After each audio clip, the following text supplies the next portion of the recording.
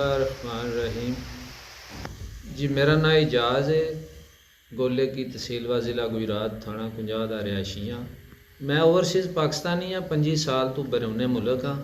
मेरी गैर मौजूदगी विच मेरे कोई शरीक खाता ने मेरी कीमती ज़मीन जिहड़ी आबादी विच आ गई है उहदे ते नजायज़ कब्ज़ा कीते है।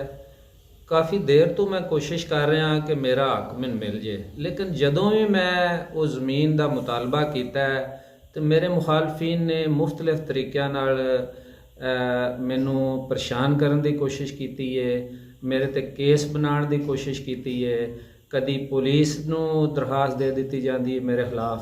इस सिलसिले 2016 दिसंबर च इस पार्टी ने मेरे खिलाफ एक मेरे ते कातलाना हमला भी करवाया सी, जिहदे च मैं बड़ी मुश्किल नाल बचा सां ते उस वेले दे जिहड़ी मुकामी पुलिस सी उन्हां नूं मैं बकायदा दरखास्त भी दी सी इनक्वायरी करवाउण वास्ते। लेकिन उहदे च कुछ सबूत ये भी मेरे को है ने, इलाके दे लोगों ने भी पता है, वो बड़ी हाईलाइट हुई सी गल। लेकिन मैं चूँकि ओवरसीज़ पाकिस्तानी सां तो मैं ज़्यादा देर इत्थे परसू ना कर सकिया, तो उहदी फायदा उठांदियां होया कोई बकायदा उन्हां बंदियां नूं सज़ा ना मिल सकी तो उहदी दोबारा भी इनक्वायरी हो सकती है। हुण प्रेजेंटली फिर मैं उस ज़मीन के सिलसिले में कोशिश की है, लेकिन वो मेरे मुखालफीन जिहड़े ने वो मतलब वो ज़मीन मैनू नहीं वापस दे रहे, उल्टा मेरे खिलाफ फिर वो पुलिस नूं दरखास्तां दे रहे ने ते रोज़ मैनू थाने ते चौकी बुलाया जाता है। मैं शरीफ आदमी हाँ, सिंगल आदमी हाँ, तो मैं बाहर भी जाना रोज़गार वास्ते, तो मैं इस ही वजह वास्ते मैं इत्थे रुकिया वां।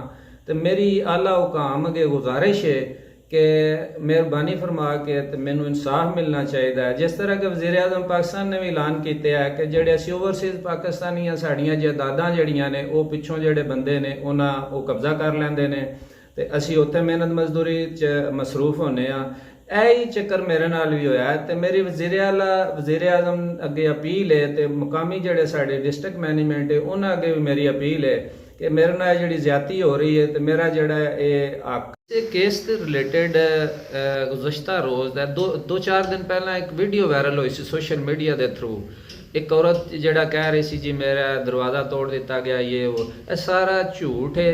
ये बड़े मकार लोग ने और जिन्ना अपने आप नूं मजलूम शो कर रहे हैं उन्ने ही ज़ालम ने। उहदा हकीकत नाल कोई तल्लक नहीं। असल चो जिहड़े दरवाजे की गल कर रही है वो एक महीना इनक्वायरी चलती रही है। SHO साहब ने बकायदा डिसीजन लैके मैंने लिख के दे दिता सी कि यह दरवाज़ा जिहड़ा है गलत ला रहे हैं, इन्हां नूं नहीं लाना चाहिए। उन्होंने भी दस दिता। उस तो बाद उन्हें AC गुजरात नूं दरखास्त दी, वो भी मौके ते आने वास्ते उन्होंने भी मैनू इतलाह की, उहदा स्टे भी होया। लेकिन 3 अदारे शामिल होने के बावजूद दोबारा वो दरवाज़ा ला रहे सन। असी उन्होंने रोकया है तो उन्हें इंतज़ार नहीं किया। सारे जिन्ने भी साढ़े हुकूमती इदारे ने या कानूनी रस्ते सन उन्होंने ते अमल नहीं किया तो उन्हें वायलेशन करदे होया दरवाज़ा लाने की कोशिश की। असा उन्होंने मना किया। मैं भरपूर मजामत करना वा उन्होंने जिहड़ा उन्हें मेरे खिलाफ प्रोपेगेंडा किया है वो सारा झूठ है, उहदे च कोई भी ज़रा बराबर भी सच्चाई नहीं। ये जिहड़े सारी कार्रवाई है इत्थे मुकामी जिहड़े लोग होंदे ने, कुछ इस तरह के लोग होंदे ने फुल टाइम उन्हां दा काम ही यह होंदा है कि जिहड़े लोग असी बाहर होने हाँ उन्हां दियां जिहड़ियां पिछे कोई जायदादां होंदियां ने या उन्हां दे कुछ चीज़ां होंदियां ने उन्हां नूं हड़प कर जो। ते ए जिहड़ी असल पार्टी है जिहड़े मेरे खाता शरीक ने इन्हां दे नाल भी एक खास ग्रोह है जिहड़ा साडे इलाके विच मुल्क बंदियां नूं सिंगल बंदियां नूं साडे यार जिहड़े बैरूने मुल्क रहिंदे ने उन्हां नूं मुख्तलिफ केसां च फसा के ते अपने मफादात हासिल करदे ने। ते टाइम आण ते उस ग्रोह नूं मैं एक्सपोज करां दा ते मेरी गुजारिश है दोबारा आला हुकाम ते साडे जिहड़े हल्के दे साडे सियासी रहनुमा ने उन्हां अगे भी मेरी गुजारिश है कि तुहाडी मौजूदगी तुहाडे हल्के विच की हो रहा है तो तुसी भी इस चीज़ का नोटिस लो तो मैनू इंसाफ मिलना चाहिए। मैं सिंगल आदमी हाँ तो ये मैनू परेशान कर रहा है, ग्रोह मैनू परेशान कर रहा है। तो जेडे मेरे शरीक खाता ने वो भी इन्हां नूं टीच करके ਤੇ ਆਏ ਦਿਨ ਮੈਨੂੰ ਮੇਰੇ ਤੇ ਕੇਸ ਬਣਾਉਂਦੇ ਨੇ ਤੇ ਮੈਨੂੰ ਪੁਲਿਸ ਬੁਲਾਉਂਦੀ ਹੈ। ਕਦੀ ਮੈਂ ਚੌਕੀ ਹੋਣਾ, ਕਦੀ ਥਾਣੇ ਹੋਣਾ, ਕਦੀ ਮੈਨੂੰ ਕਿਸੇ ਜਗ੍ਹਾ ਤੇ ਬੁਲਾਇਆ ਜਾਂਦਾ ਹੈ। ਤੇ ਇਹ ਗਰੋਹ ਹੀ ਜਿਹੜਾ ਇਹਨਾਂ ਦੇ ਕੁਝ ਬੰਦੇ ਸ਼ਾਮਲ ਸਨ, ਉਹ ਇਨਵਾਲਵ ਵੀ ਹੋਏ ਨੇ ਪੰਚਾਇਤ ਦੀ ਸ਼ਕਲ 'ਚ।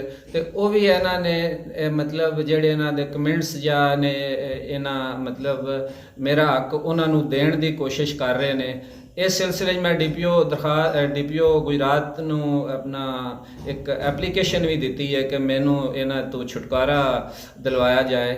ਤੇ ਦੁਬਾਰਾ ਮੇਰੀ ਗੁਜ਼ਾਰਿਸ਼ ਹੈ ਕਿ ਸਟਿਲ ਮੈਂ ਪਰੇਸ਼ਾਨ ਹਾਂ, ਮੈਨੂੰ ਇਨਸਾਫ ਨਹੀਂ ਮਿਲ ਰਿਹਾ ਤੇ ਮੇਰੀ ਮਦਦ ਕੀਤੀ ਜਾਏ ਤਾਂ ਕਿ ਮੈਂ ਜਲਦੀ ਤੋਂ ਜਲਦੀ ਇੱਥੋਂ ਜਾ ਕੇ ਤੇ ਆਪਣਾ ਰੋਜ਼ਗਾਰ ਜਿਹੜਾ ਹੈ ਉਹਨੂੰ ਦੁਬਾਰਾ ਸ਼ੁਰੂ ਕਰਾਂ। ਤੇ ਇਹ ਇਸ ਤਰ੍ਹਾਂ ਦਾ ਸਿਨੈਰੀਓ ਬਣਿਆ ਕਿ ਹੋ ਸਕਦਾ ਹੈ ਇਹਦੇ ਵਿੱਚ ਮੇਰੀ ਜਾਨ ਦਾ ਵੀ ਖਤਰਾ ਹੈ, ਕਿਉਂਕਿ ਇਹ ਜਿਹੜੇ ਲੋਕ ਨੇ ਵਿੱਚ ਸ਼ਾਮਲ ਨੇ ਜਾਂ ਮੈਨੂੰ ਫਾਲੋ ਕਰ ਰਹੇ ਨੇ, ਇਹ ਬਹੁਤ ਕ੍ਰਿਮੀਨਲ ਟਾਈਪ ਲੋਕ ਨੇ ਔਰ ਬੜੇ ਤਰੀਕੇ ਨਾਲ ਲੋਕਾਂ ਨੂੰ ਫੰਸਾ ਕੇ ਤੇ ਖਰਾਬ ਕਰਕੇ ਆਪਣੇ ਮਫਾਦਾਤ ਹਾਸਲ ਕਰਦੇ ਨੇ। ਤੇ ਲਿਹਾਜ਼ਾ ਮੇਰੀ ਗੁਜ਼ਾਰਿਸ਼ ਹੈ ਕਿ ਮੈਨੂੰ ਜਲਦੀ ਤੋਂ ਜਲਦੀ ਇਹਨਾਂ ਬੰਦਿਆਂ ਤੋਂ ਮੇਰਾ ਛੁਟਕਾਰਾ ਜਿਹੜਾ ਹੈ ਮੈਨੂੰ ਦਿਲਵਾਇਆ ਜਾਏ और मेरा हक ਮੈਨੂੰ ਮਿਲਣਾ ਚਾਹੀਦਾ है। हर लम्हा हर खबर शान से